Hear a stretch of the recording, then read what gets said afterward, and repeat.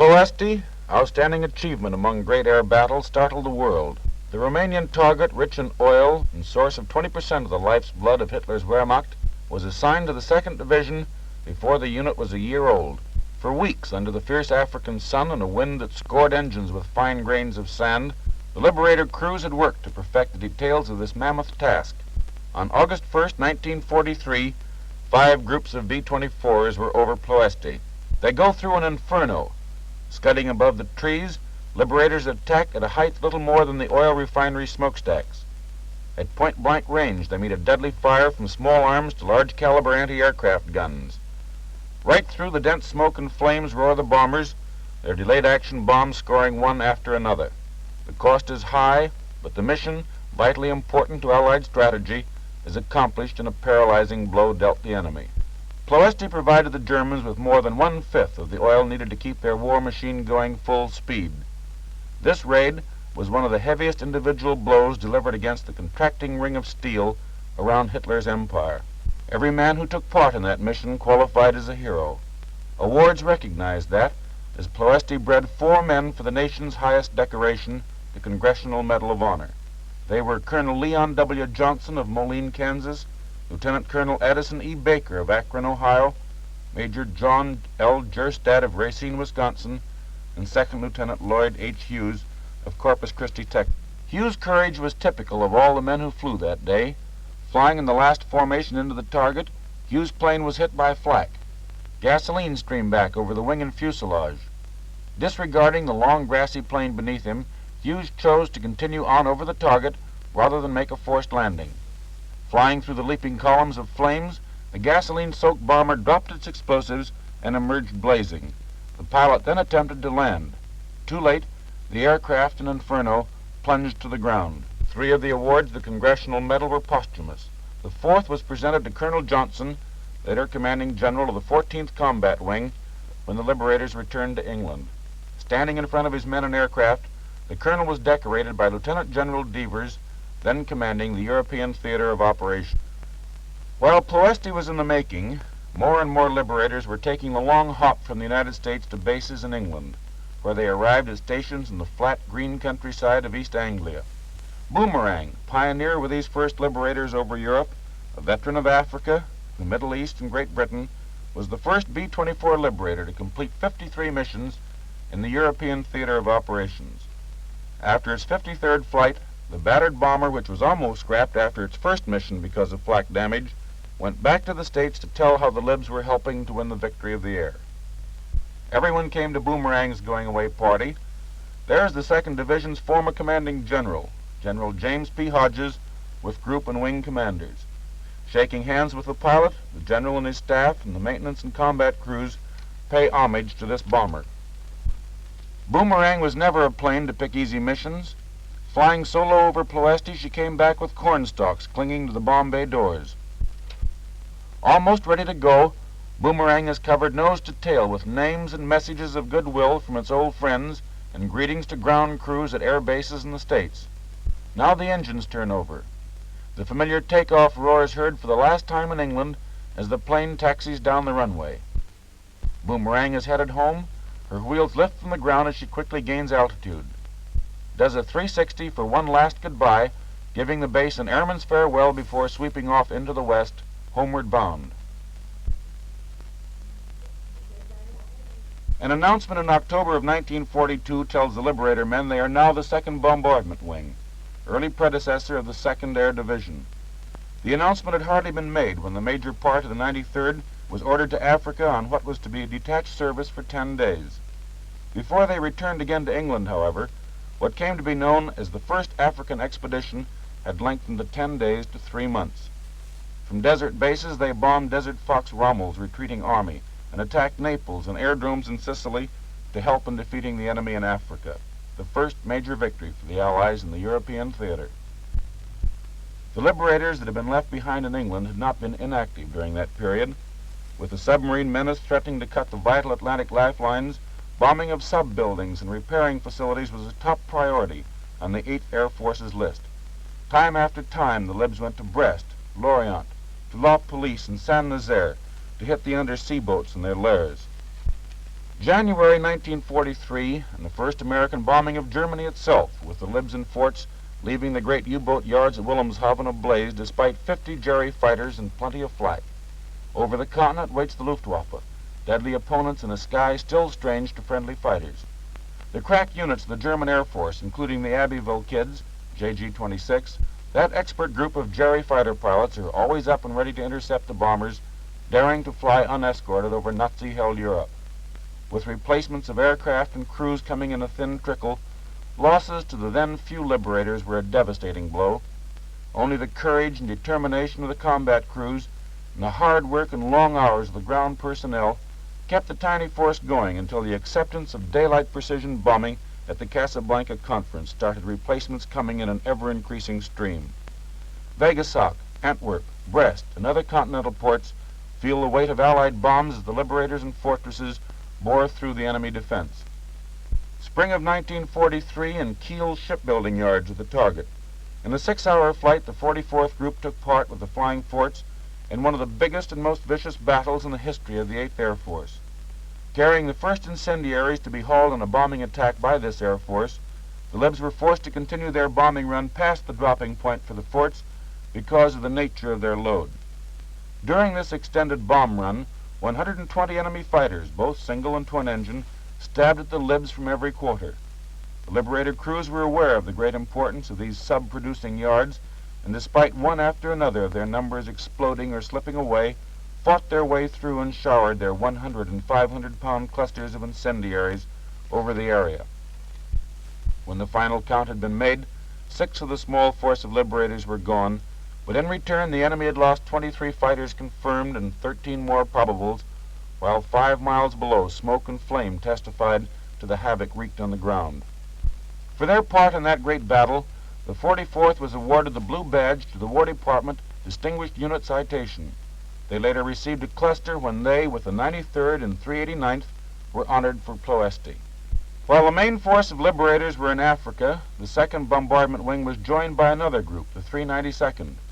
Shortly thereafter, the wing became the 2nd Bombardment Division, and group after group came overseas. On the full roster of 2nd Division's units were the 445th, 446th, 448th, 489th, 453rd, 457th, 446th, 467th, 491st, and the 492nd. Deeper and deeper fly the Liberators as the number of aircraft on each mission grows steadily larger. Munster, Solingen, Ludwigshafen, Bremen, Kiel, all these are familiar targets. And then suddenly Danzig, Norway, and southern France all come under the bomb sights of the B-24s. Emden, Germany, the 27th of September 1943, brought a change in heavy bomber procedure. Cloud layers that completely covered German targets wasted innumerable days in the winter bombing season, scrubbing or causing missions to be abandoned even after the planes were in the air. The mission to Emden altered that. As a result of experiments carried out by Liberator squadrons, targets were bombed successfully by instruments through 10/10ths cloud cover. The day before Christmas of '43, a new element entered the target material for the heavy bombers. Oddly shaped construction jobs just across the channel are revealed as the threatened pilotless bomb sites, and air bombardment is called on to destroy as many as possible. The Liberators made more than 50 missions to the Pas de Calais, and the heavy bombers were credited with effectively delaying the launching of the first buzz bomb and drastically reducing the number finally hurled against England. The Battle of Gotha was won by the 2nd Division during the week of the 8th Air Force's blitz on Germany's aircraft factories in February of 1944. For more than 2.5 hours, the Liberators of the 2nd Division fought their way through a hell of bullets, shells, and bombs. Desperately, the German fighters, nearly 150 of them, tried to halt the task force. They called on every trick, raking the Liberators with machine gun and cannon fire, diving to within 50 yards of the formation in suicidal attacks, even air-to-air bombs in their attempts to break up the formation. The bombs went down right on the target, flattened nearly every building of the powerful Gotha Wagenfabrik plant, producer of a third of Germany's twin-engine aircraft. The Nazis lost 76 planes that day. One B-24 group lost 13, another 7. Losses were high, but Gotha, monument to the courage, persistence, and tenacity of the purpose of the 2nd Division's men, never recovered. On D-Day, the skies were almost clear of opposition, a tribute to the masterful job of precision bombing during that week of blitz in February 1944. For their achievements on this mission, the 392nd and the 445th Bomb Groups were awarded the Distinguished Unit Citation.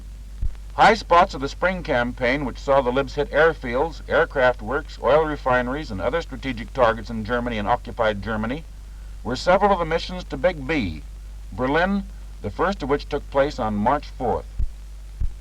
In May there came a decided change in the targets. With the German production severely curtailed as a result of Allied bombing, the Libs, along with the 8th Air Force fortresses, switched to strikes on tactical targets, gun positions on the French coast, railway yards and junctions, bridges and airfields were hit to hamper the German defenses in the coming invasion of Europe. D-Day, Day of Achievement, that day for which the freedom-loving people of the world had waited for so long.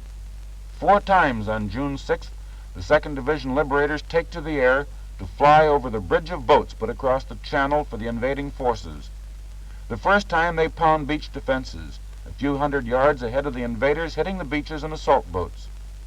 The rest of the day they devote to blasting communications behind the beachheads, railroads, bridges, and road junctions. The Luftwaffe put up practically no opposition that day, a tribute to the bombing by the 8th Air Force Libs and forts of Germany's aircraft industry and Air Force installations. After D-Day, losses began to decrease. The Luftwaffe showed up less and less often for combat. Gunners of the division downed an occasional jet-propelled enemy fighter, but the enemy reserved his force for sporadic attacks on straggling squadrons or flights separated from the main formation. B-24 still failed to return, but the rapidly clearing area of liberated France provided airfields for emergency landings and safety for crews forced to bail out. Flak gradually disappeared until an airman returning from Brunswick was able to report only 6 bursts out of range from that once bristling city. Vivid memories of Ploesti loom up again with the low-level supply mission to our airborne army in Holland in September 1944. Loaded with ammunition, equipment, and medical supplies for the 1st Allied Airborne Army, the Liberators fly across the Netherlands at midday. Dodging church steeples, they have the unique experience of welcome from the long-oppressed people as they are waved on to their objective. Small arms fire from German forces caused many wounds, but failed to halt the delivery of cargo to the waiting infantrymen at Arnhem and Nijmegen. Now, as the ground forces rolled back the enemy, the Libs were back again in strategic bombing, with the emphasis on shutting off Germany's oil supply, without which the Wehrmacht cannot move. And when the Allies reached the Siegfried Line, the Libs were there, too. Cologne, where many railroad lines converge, was bombed again and again. So were the other rail centers of western Germany, Koblenz, Karlsruhe, and Kassel. The fortress at Metz was hit in a successful move to ease the path for the tanks and infantry advancing on the city.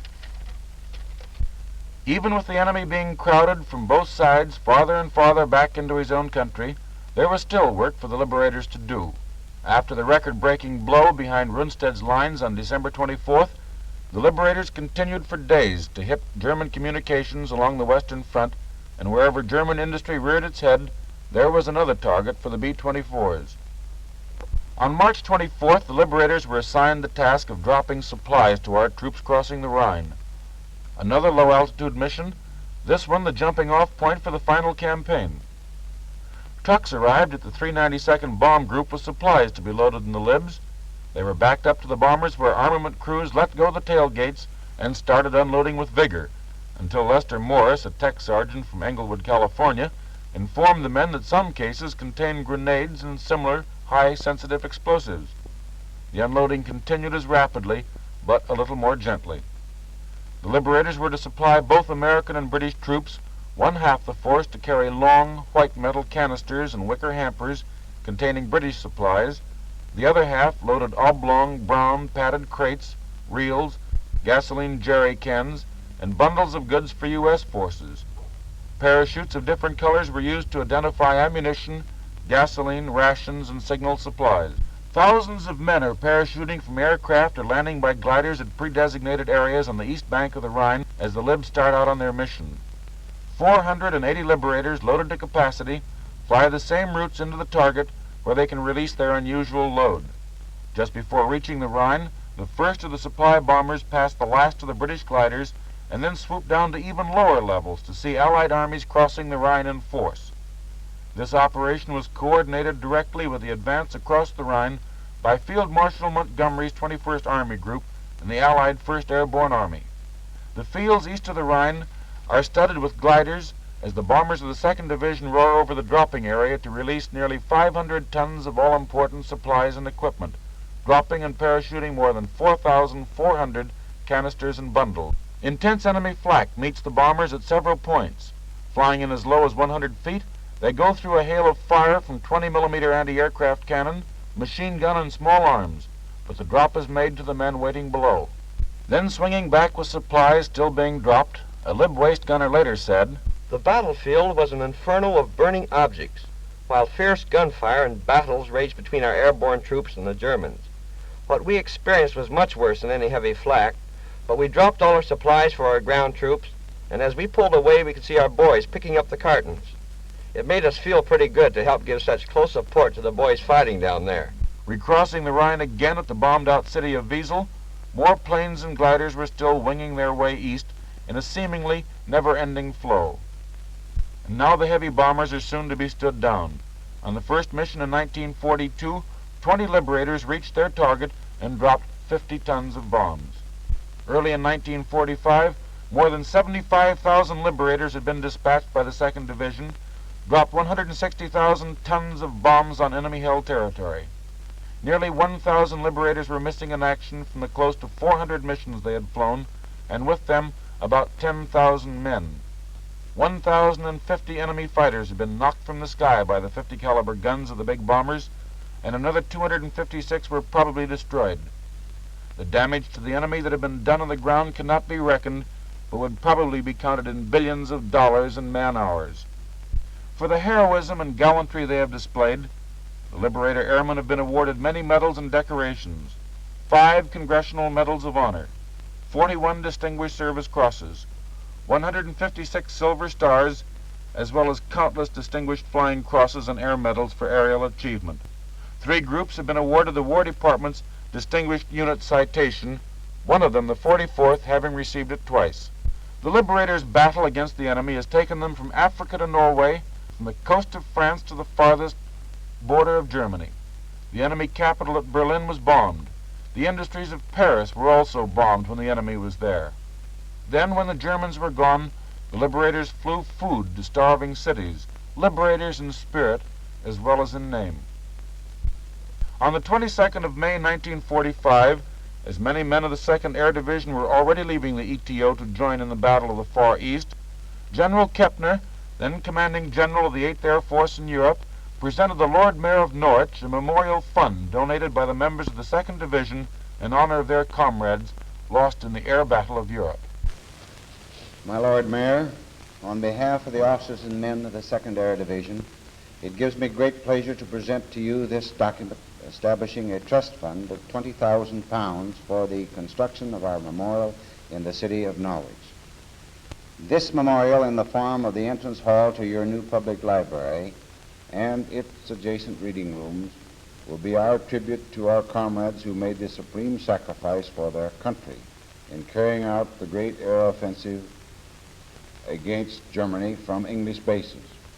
This memorial, we feel, will not only be a shrine which the families and loved ones of those gallant men may visit in years to come, but will also express our deep gratitude to the people of the Norfolk Norwich community for their marvelous friendliness and hospitality during our stay in your country.